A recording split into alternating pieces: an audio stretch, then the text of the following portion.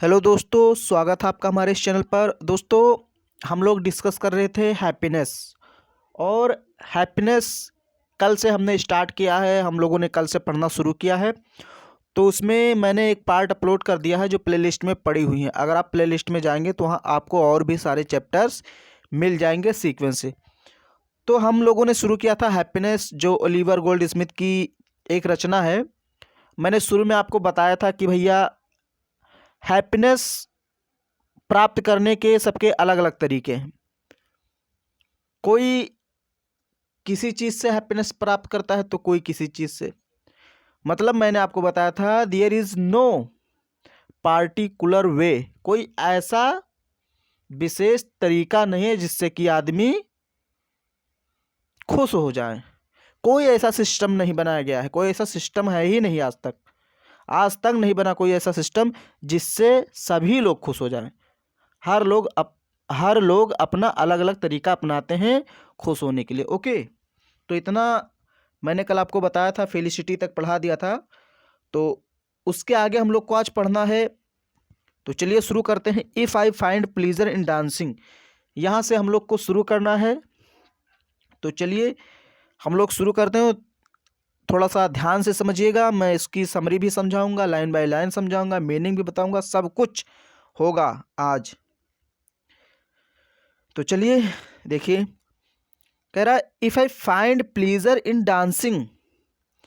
If यदि, आई मैं, find पाता हूँ, प्लीजर आनंद, इन डांसिंग नाचने में।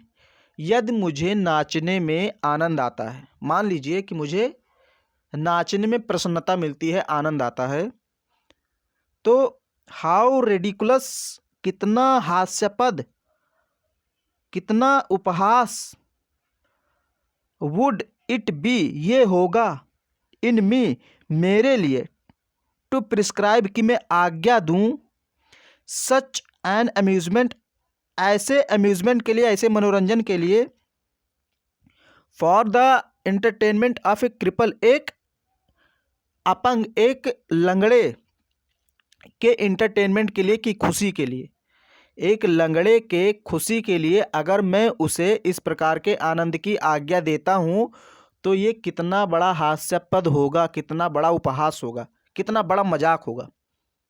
अब मैं जानता हूँ ये लाइन थोड़ा सा आपको अभी समझ में नहीं आया। अब मैं इसकी समरी समझाऊंगा, उसके बाद मैं फिर इसको समझाऊंगा लाइन बाई लाइन, तब आपको समझ में आएगा।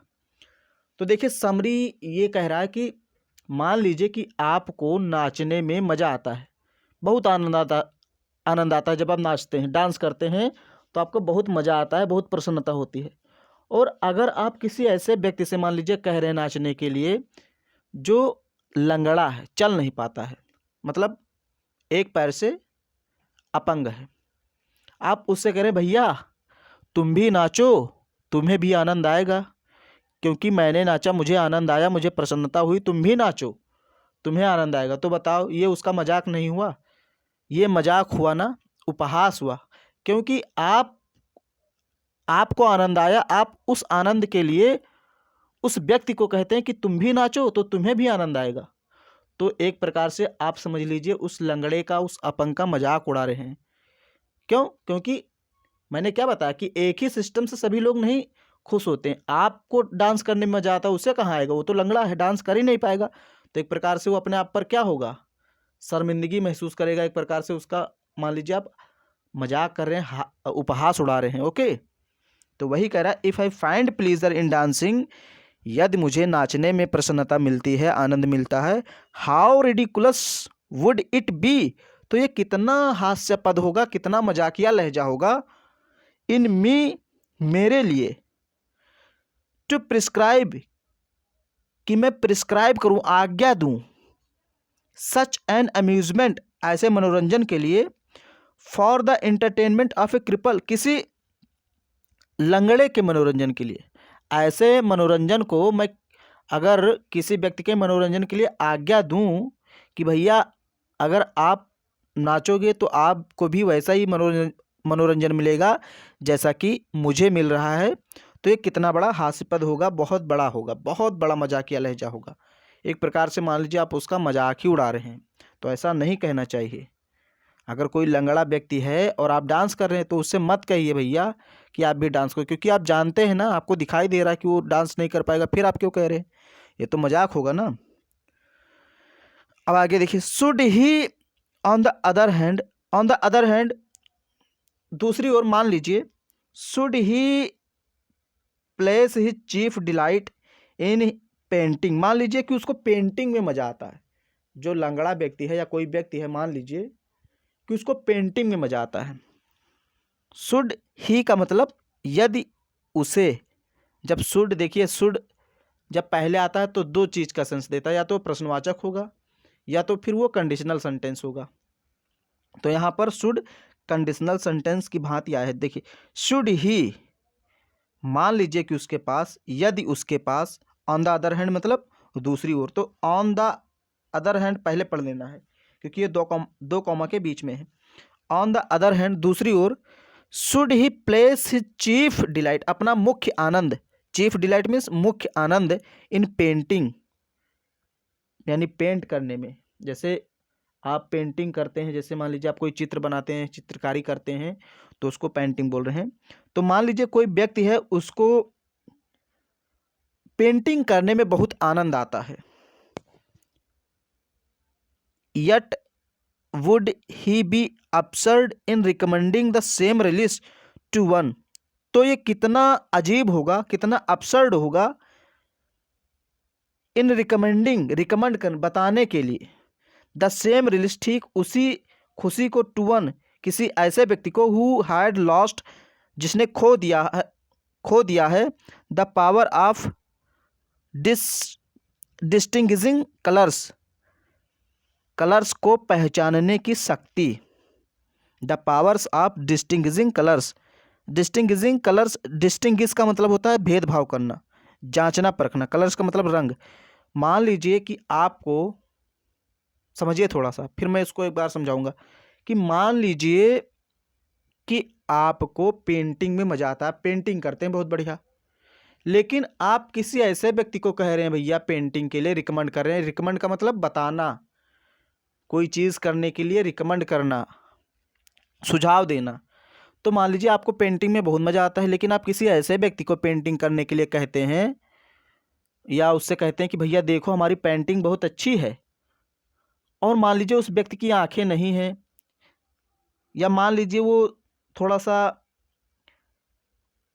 जो जांच परख करने की शक्ति नहीं है, थोड़ा सा दिवालिया टाइप का, पागल टाइप का है, उसने अपनी वो शक्ति खो दी है। वही कह रहा है, पावर ऑफ डिस्टिंग्विशिंग कलर्स, रंग भेद करने की उसमें शक्ति नहीं है। मान लीजिए वो सही है लेकिन वो जानकार नहीं है, पढ़ा लिखा नहीं है, रंग में भेदभाव नहीं कर सकता है कि कौन सा रंग कहाँ अच्छा होना चाहिए, पेंटिंग में उसका इंटरेस्ट नहीं, आप कह सकते।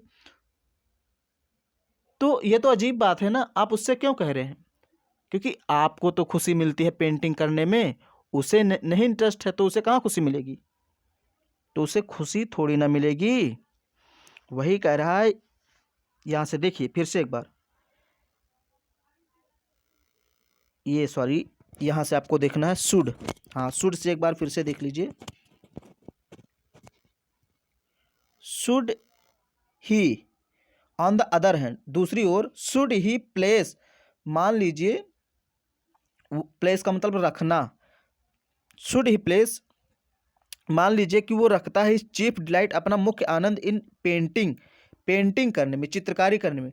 मान लीजिए कि किसी व्यक्ति को पेंटिंग करने में बहुत आनंद आता है, यट फिर भी, वुड ही बी absurd, कितना अजीब होगा, in recommending the same release, release का मतलब आनंद, वही आनंद जो उस व्यक्ति को आता है, वही आनंद दूसरे व्यक्ति को, कह रहा कि रिकमेंड करें, अगर वही आनंद हम दूसरे व्यक्ति को रिकमेंड करें, who had lost the power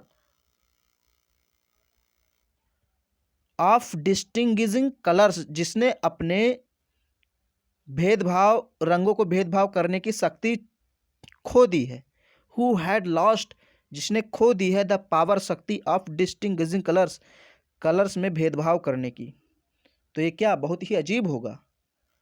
okay, अगर हम किसी ऐसे व्यक्ति को रिकमेंड करते हैं वो खुशी कि तुम भी भैया पेंटिंग करो, तुम्हें भी खुशी वो मिलेगी, रिलीज मिलेगा। रिलीज माने खुशी, तुम्हें भी वही सेम रिलीज मिलेगा। लेकिन ये बहुत ही अजीब होगा, क्योंकि उस व्यक्ति ने अपनी क्षमताएं खो दी, उसके पास शक्ति नहीं कि वो उसकी जांच परख कर ले, फिर आप उसके पास क्यों कर रहे हैं। ओके, फिर आगे है general directions are therefore commonly useless. इसीलिए कहते हैं जो जर्नल डायरेक्शंस होता है, देयरफॉर मतलब इसलिए, ये जो सामान्य नियम है, ये जो आप दिशा निर्देश देते हैं, डायरेक्शंस का मतलब दिशा निर्देश, ये जो जर्नल डायरेक्शंस है, सामान्य दिशा निर्देश हैं, आर होते हैं कॉमनली यूजलेस, सामान्यतः बेकार होते हैं। मतलब ये जो दिशा निर्देश हैं ये बेकार होते हैं। जो आप जैसे आप पेंटिंग कर रहे हैं तो आपको मज़ा आ रहा है, फिर आप दूसरों को कह रहे हैं, दिशा निर्देश दे रहे हैं कि आप भी पेंटिंग कीजिए, आपको भी मज़ा आएगा। जैसे मैं हिस्ट्री पढ़ता हूँ, मुझे हिस्ट्री पसंद है, अब मैं दूसरों को कहूँ जो साइंस पढ़ता है, जो मैथ पढ़ता है, अगर मैं उससे कहूँ भैया तुम भी हिस्ट्री पढ़ा करो, बहुत मज़ा आता है, बहुत मज़ा आता है, बहुत आनंद आता है, तो क्या वो पढ़ेगा? नहीं, उसको साइंस में मज़ा आता है। तो ये जो जनरल डायरेक्शंस होते हैं, दिशा निर्देश होते हैं, कॉमनली यूजलेस होते हैं, बेकार होते हैं। और ये क्या करते हैं? एंड और एंड यहाँ देखिए, एंड टू बी पार्टिकुलर, और विशेष रूप से वुड एग्जॉस्ट, समाप्त कर देते हैं वॉल्यूम्स, हमारी क्षमताओं को, हमारी क्षमताओं को। देखिए वॉल्यूम्स का मतलब होता है आयतन, वॉल्यूम मीन्स क्या होता है? आयतन। ये हमारी क्षमताओं को समाप्त कर देते हैं दिशा निर्देश, मतलब हमें कहीं ना कहीं निराश कर देते हैं। जैसे मान लीजिए मैं लंगड़ा हूँ और कोई डांस कर रहा है, तो वो मुझसे डांस करने के लिए कहेगा, तो कहीं ना कहीं मुझे दुख होगा ना। तो क्या होगी? हमारी क्षमता को थोड़ा सा खत्म कर दे। एग्जॉस्ट का मतलब समाप्त करना। ओके, एग्जॉस्ट का मतलब क्या होता है? समाप्त करना। तो और पार्टिकुलर का मतलब, पार्टिकुलर मीन्स क्या होता है? विशेष रूप से। तो ये विशेष रूप से वुड एग्जॉस्ट, समाप्त कर देता है वॉल्यूम्स, हमारी क्षमताओं को। सिंस, चूंकि ईच इंडिविजुअल, प्रत्येक विशेष आदमी के लिए, इंडिविजुअल मीन्स क्या होता है? विशेष, यहाँ लेकिन इंडिविजुअल है, विशेष आदमी। ओके, इसलिए ईच इंडिविजुअल, प्रत्येक विशेष आदमी को में रिक्वायर, आवश्यकता होती है। रिक्वायर मीन्स क्या होता है? आवश्यकता। में रिक्वायर, आवश्यकता होती है ए पार्टिकुलर सिस्टम, एक पार्टिकुलर सिस्टम की। आप प्रिसेप्ट, प्रिसेप्ट मतलब दिशा निर्देश, यानी दिशा निर्देश के पार्टिकुलर सिस्टम की आवश्यकता होती है टू डायरेक्ट ही चॉइस, अपनी चॉइस को डायरेक्ट यानी निर्देशित करने का। कहने का मतलब यहाँ पर यह है कि अपनी अपनी चॉइस होती है। ओके, और सबका सिस्टम अलग अलग होता है। कह रहा ईच इंडिविजुअल, प्रत्येक विशेष आदमी को में रिक्वायर, आवश्यकता होती है a particular system of precept. Precept माने दिशा निर्देश या नियम, नियमों के एक पार्टिकुलर सिस्टम की। प्रत्येक व्यक्ति को नियमों के एक पार्टिकुलर यानी विशेष तरीके की, नियमों के एक विशेष तरीके की आवश्यकता होती है टू डायरेक्ट ही चॉइस। यहाँ पर हिज होगा, इज नहीं होगा। टू डायरेक्ट हिज चॉइस, अपनी चॉइस को डायरेक्ट करने के लिए, अपने इच्छाओं को निर्देशित करने के लिए। डायरेक्ट का मतलब क्या होता है? निर्देशित करना, आज्ञा देना। यानी प्रत्येक आदमी के लिए खुशी का स्रोत जो होता है वो अलग अलग होता है। ओके, फिर आगे देखिए, every mind since capable of entertaining. कह रहा है एवरी माइंड, प्रत्येक दिमाग, सिंस कैपेबल इसलिए योग्य होता है, इसलिए प्रत्येक दिमाग योग्य होता है ऑफ इंटरटेनिंग, मनोरंजन करने के लिए। मतलब प्रत्येक दिमाग मनोरंजन करने के लायक है, वही कह रहे every mind since capable of entertaining. प्रत्येक दिमाग जो होता है वो इंटरटेन करता है, मजे करता है, और वो उसके योग्य भी होता है। लेकिन आगे क्या कह रहा है? A certain quantity of happiness, लेकिन एक निश्चित मात्रा ऑफ हैप्पीनेस, प्रसन्नता की। इंटरटेन तो करता है, मजे तो लेता है, लेकिन प्रसन्नता हमेशा नहीं रहती उसके पास। एक निश्चित मात्रा होती है हैप्पीनेस की। ओके, हैप्पीनेस की एक निश्चित मात्रा में वो उसको एंटरटेन करता है। Which no institution can increase, ना तो कोई संस्थान उसको बढ़ा सकता है उस मात्रा को कि लंबे समय तक वो खुशी रहे, कोई इसको बढ़ा नहीं सकता। विच, जिसे नो इंस्टीट्यूशंस, कोई संस्थान नहीं, कैन इंक्रीज, बढ़ा सकता है, कोई संस्थान नहीं बढ़ा सकता। नो सर्कमस्टांसेस अल्टर, अल्टर का मतलब, अल्टर मीन्स होता है परिवर्तन कर देना, बदलाव कर देना, और ना तो कोई परिस्थिति उसको चेंज कर सकती है। नो सर्कमस्टांसेस अल्टर, कोई भी परिस्थिति उसको चेंज भी नहीं कर सकती। And entirely independent of Fortune, और पूरी तरीके से ये फॉर्च्यून यानी भाग्य से स्वतंत्र होता है। ये जो प्रसन्नता होती है, ऐसा बहुत लोग कहते हैं भैया तुम्हारे भाग्य में खुशी लिखी होगी तो मिलेगी, नहीं, प्रसन्नता ये भाग्य से स्वतंत्र होती है, इसमें भाग्य का कोई रोल नहीं है, और ना तो कोई इससे इंस्टीट्यूशन घटा सकता है, बढ़ा सकता है, ना तो कोई परिस्थिति इसको चेंज कर सकती है। ये एक सर्टेन क्वांटिटी में हमको मिलता है। मान लीजिए, अब आगे कह रहा है लेट, मान लीजिए any man compare his present Fortune, कोई व्यक्ति अपना वर्तमान का भाग्य उसकी तुलना करता है विद पास्ट, भूतकाल से। कहने का मतलब ये है, मान लीजिए कोई व्यक्ति है जो अपने वर्तमान की तुलना भूतकाल से करता है कि आज मैं जो हूँ क्या पहले में भी ऐसे था, मतलब तुलना करता है, मान लीजिए अपने समय को। वही कह रहा है लेट एनी मैन कंपेयर, मान लीजिए कोई व्यक्ति कंपेयर करता है, तुलना करता है हिज प्रेजेंट फॉर्च्यून, अपना आज का जो भाग्य है इसको विद द पास्ट, पास्ट से, भूतकाल के फॉर्च्यून से उसको कंपेयर करता है। And he will probably find, तो क्या पाता है, संभवतः यही पाता है, हिमसेल्फ, स्वयं को, अपॉन द होल, पूरी तरीके से, नाइदर बेटर, ना तो अच्छा, नॉर वर्स, ना तो अधिक बुरा, देन फॉर्मली, सामान्य की अपेक्षा। अगर वो व्यक्ति अपने वर्तमान के फ्यूचर को, वर्तमान के फॉर्च्यून यानी भाग को भूतकाल से कंपेयर करता है, तो वो ना तो बहुत बढ़िया अपने आप को पाएगा, ना तो बहुत बेकार ही पाएगा।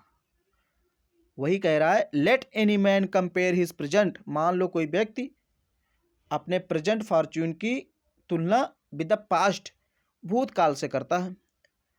एंड तो ही विल प्रोबेबली फाइंड, संभवतः उसे क्या मिलता है, हिमसेल्फ, स्वयं को पाता है, upon the whole, upon the whole मतलब पूरी तरीके से, पूरी तरीके से, ही विल फाइंड हिमसेल्फ, वो स्वयं को पाता है, नेदर बेटर, ना तो बहुत अच्छा, नॉर वर्स, ना तो बहुत खराब, ना तो बहुत बुरा, देन फॉर्मली, सामान्य की अपेक्षा।